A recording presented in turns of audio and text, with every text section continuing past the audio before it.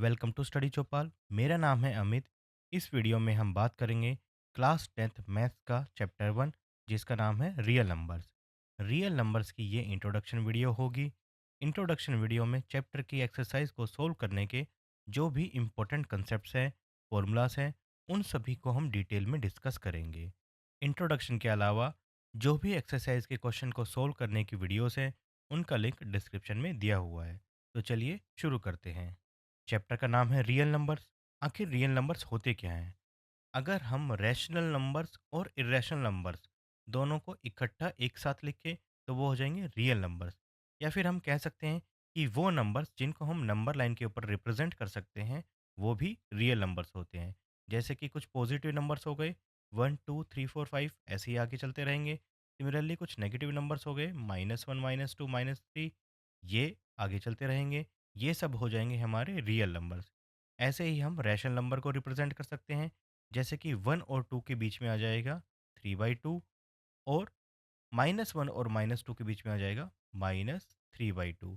तो हम कह सकते हैं पॉजिटिव, नेगेटिव, रैशनल, ये सारे नंबर जिनको भी हम नंबर लाइन पे रिप्रेजेंट कर सके उनको हम बोलते हैं रियल नंबर्स। चलिए आगे बढ़ते हैं। फंडामेंटल थ्योरम ऑफ अर्थमेटिक, इसमें है every composite numbers can be written as product of prime numbers. यानी कोई भी कंपोजिट नंबर को प्राइम नंबर के प्रोडक्ट की फॉर्म में हम लिख सकते हैं। जैसे कि यहाँ पर हमने एग्जांपल लिया हुआ है 6 और 20 का। अगर 6 के हम प्राइम फैक्टर्स बनाते हैं तो हमारे पास आएगा 2 × 3। सिमिलरली अगर 20 के प्राइम फैक्टर्स बनाते हैं हम तो हमारे पास आएगा 2 × 2 × 5। ये हो गए हमारे प्राइम फैक्टर्स। अब इनसे हम देखेंगे एचसीएफ और एलसीएम कैसे निकालते हैं। तो एलसीएम हमारा हो जाएगा लोवेस्ट कॉमन मल्टीपल, और इसमें हम चेक करेंगे कि हमारे जो सबसे छोटा प्राइम नंबर यानी कि 2 है, वो सबसे ज़्यादा बार कहाँ आ रहा है। तो यहाँ पर 2 जो है 2 टाइम्स आ रहा है, तो यहाँ पर हम लिख देंगे 2 को 2 टाइम्स। नेक्स्ट हमारा प्राइम नंबर है 3, जो कि एक बार आ रहा है, तो उसे एक ही बार लिखेंगे। उसके बाद नेक्स्ट प्राइम नंबर है हमारा 5, तो उसको भी हम एक बार लिखेंगे। और इन सबको सोल्व करके आ जाता है हमारा 60। फिर देखते हैं एचसीएफ। एचसीएफ होता है हाईएस्ट कॉमन फैक्टर। अब इसमें हम चेक करेंगे कि जो भी हमारी प्राइम फैक्टराइजेशन है उसमें कॉमन क्या आ रहा है। तो हम यहाँ पे देखें तो 2 कॉमन आ रहा है, दोनों के अंदर है, तो उसको हम एक बार लिख देंगे। तो ये हो जाएगा हमारा एचसीएफ। उम्मीद है आपको दोनों एचसीएफ और एलसीएम अच्छे से समझ में आए होंगे। चलते हैं नेक्स्ट स्लाइड के ऊपर। Relation between LCM and HCF. HCF और एलसीएम में जो भी संबंध है वो एक फॉर्मूला डिफाइन करता है, जो कि है LCM into HCF equals to product of numbers. Example के लिए हमने लिया हुआ यहाँ पर 96 और 404। चलिए पहले इनके प्राइम फैक्टर्स निकाल लेते हैं।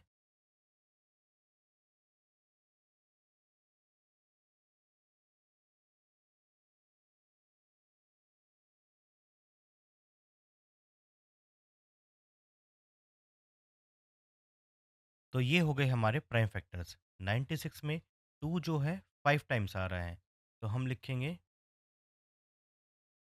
96 equals to 2 raised to power 5 into 3, जो है एक बार आ रहा है तो उसे एक बार लिख लेंगे। और 404 में 2 जो है 2 टाइम्स आ रहा है, तो हम लिखेंगे 2 स्क्वायर इंटू 101, एक बार आ रहा है तो उसे एक बार लिख लेंगे। अब हमें निकालना है find the HCF of 96 and 404 by prime factorisation method. HCF निकालेंगे हम 96 और 404 का प्राइम फैक्टराइजेशन मेथड से। फैक्टर्स हम ऑलरेडी बना चुके हैं। तो पिछली स्लाइड में भी हमने देखा था कि दोनों के अंदर जो कॉमन आएगा वो क्या हो जाएगा हमारा एचसीएफ। अब यहाँ पर हम देखते हैं कि यहाँ पर है 2 raised to power 5 और 2 स्क्वायर, तो दोनों में कॉमन क्या आएगा, 2 स्क्वायर जो है कॉमन आ रहा है। तो यहाँ पर हमारा एचसीएफ है, हो जाएगा 2 स्क्वायर। इसको सोल्व करने पर हमारे पास आएगा 4। अब हमें निकालना है एलसीएम। एलसीएम को निकालने के लिए इस बार हम यूज़ करेंगे ये वाला फॉर्मूला। तो हमारे पास फॉर्मूले में है एलसीएम इंटू एचसीएफ। एलसीएम की जगह पे हम लिखते हैं L C M into HCF. हम निकाल चुके हैं 4, यहाँ पर लिखेंगे 4 equals to product of two numbers. Numbers है हमारे पास 96 मल्टीप्लाई बाई 404। 4। अब जब हम एलसीएम निकालेंगे तो हमारा 4 जो इधर मल्टीप्लाई कर रहा है वो इधर आके डिवाइड करेगा। तो 96 इंटू 404 डिवाइडेड बाई 4। ये जो 4 है इधर मल्टीप्लाई कर रहा था तो इधर आके ये डिवाइड करेगा। अगर हम इसको कैंसिल करते हैं तो 4 के टेबल से ये दोनों नंबर कैंसिल हो जाएंगे। हमारे पास आ जाएगा 96 इंटू 101। इसको सोल्व करने पर हमारे पास आता है 9696। ये हो जाएगा हमारा एलसीएम। तो स्टूडेंट्स, आप इस मेथड से भी एलसीएफ और एचसीएफ निकाल सकते हैं और इसे प्रीवियस स्लाइड में हमने देखा था प्राइम फैक्टराइजेशन से दोनों चीज़ें कैसे निकाली जाती हैं। चलते हैं नेक्स्ट स्लाइड पर। अब यहाँ पर हमें प्रूव करना है कि रूट टू एक इरेशनल नंबर है। इसको प्रूव करने के लिए हम कॉन्ट्राडिक्शन मेथड का यूज़ करेंगे, जिसमें हम इसको उल्टा एज्यूम कर लेंगे कि रूट टू एक रैशनल नंबर है। तो चलिए शुरू करते हैं। पहले हम इसको एज्यूम कर लेते हैं रैशनल नंबर। रूट टू को हमने रैशनल मान लिया है, यानी कि रूट टू जो है इक्वल हो जाएगा ए अपॉन बी के। यहाँ पर ए और बी को प्राइम नंबर है। अब को प्राइम नंबर क्या होते हैं? वो नंबर जिनका 1 के अलावा यानी 1 के अलावा कोई भी दूसरा फैक्टर नहीं होता, उसे हम बोलेंगे को प्राइम नंबर। अब यहाँ पर b अगर इधर डिवाइड कर रहा है तो इधर आकर मल्टीप्लाई करेगा, तो root two multiply by B equals to A हो जाएगा। अब करते हैं स्क्वायरिंग बोथ साइड्स। तो दोनों तरफ स्क्वायर करने पर हो जाएगा root two b square equals to a square. Root two का अगर हम स्क्वायर करते हैं तो हमारे पास आएगा 2। बी का स्क्वायर करने पर हमारे पास आ जाएगा बी स्क्वायर। सेम ए का स्क्वायर अगर हम करते हैं तो हमारे पास आ जाएगा ए स्क्वायर। अब यहाँ पर ए स्क्वायर जो है 2 से डिविजिबल है, तो हम कह सकते हैं कि ए भी जो है 2 से डिवाइड होगा।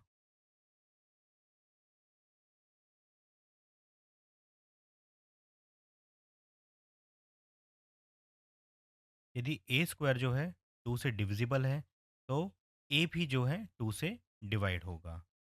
अब हम लेट कर लेते हैं ए को 2c के इक्वल। तो यहाँ पर ए की जगह पे हम पुट करेंगे 2c। इसको करने के लिए चलते हैं नेक्स्ट पेज पर।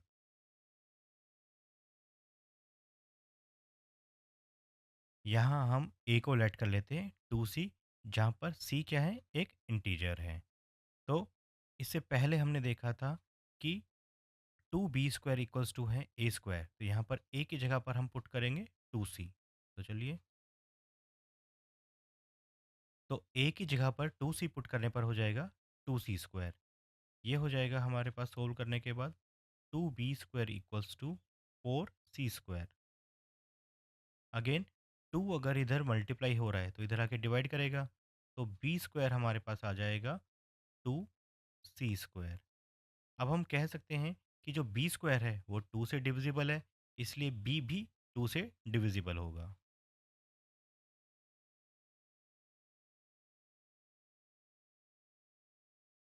यदि बी स्क्वायर 2 से डिविजिबल है तो बी भी 2 से डिविजिबल होगा। इसको हम लेट कर लेते हैं फर्स्ट इक्वेशन, जहाँ पर ए स्क्वायर जो है 2 से डिविजिबल था, तो ए भी 2 से डिविजिबल हो गया। और इसको हम लेट कर लेते हैं सेकंड इक्वेशन। यहाँ पर बी स्क्वायर जो है 2 से डिविजिबल था, इसलिए बी भी 2 से डिविजिबल हो गया। स्टूडेंट्स, पहले हमने रूट टू को प्राइम नंबर माना था। मैंने आपको बताया था को प्राइम नंबर्स वो होते हैं जिनका फैक्टर 1 के अलावा और कोई नहीं होता। तो यहाँ पर हम क्लियरली देख सकते हैं कि ए का फैक्टर भी क्या हो गया 2, और यहाँ से बी का फैक्टर भी आ गया 2। तो ये हो गया हमारे पास एक कॉन्ट्राडिक्शन। तो इसी विरोधाभास के कारण हम बोल सकते हैं कि रूट टू जो है एक इरेशनल नंबर है। इसको लिखेंगे कैसे?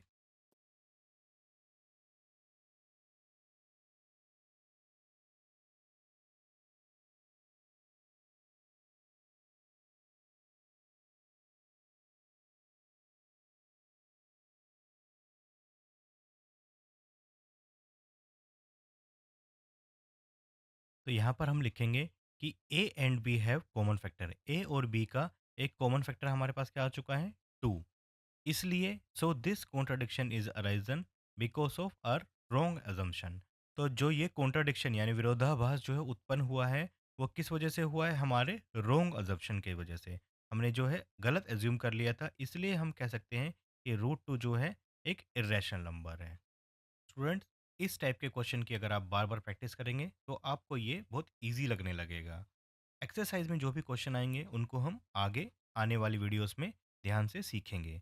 तो आज इस वीडियो में हमने सीखा कि रियल नंबर्स क्या होते हैं, फंडामेंटल थ्योरम ऑफ अर्थमेटिक क्या है, और एचसीएफ और एलसीएम के बीच में रिलेशन क्या है।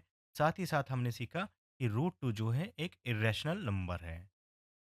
अगर आपको ये कंसेप्ट क्लियर हो गए तो समझ लो चैप्टर का अगर आपको ये कंसेप्ट्स क्लियर हो गए तो समझ लो चैप्टर का बेस स्ट्रॉन्ग हो गया। अगर वीडियो हेल्पफुल लगा हो तो लाइक करो, शेयर करो और चैनल को सब्सक्राइब ज़रूर करो, क्योंकि यहाँ हम पढ़ाई को इजी और इंटरेस्टिंग बनाते हैं। मिलते हैं नेक्स्ट वीडियो में।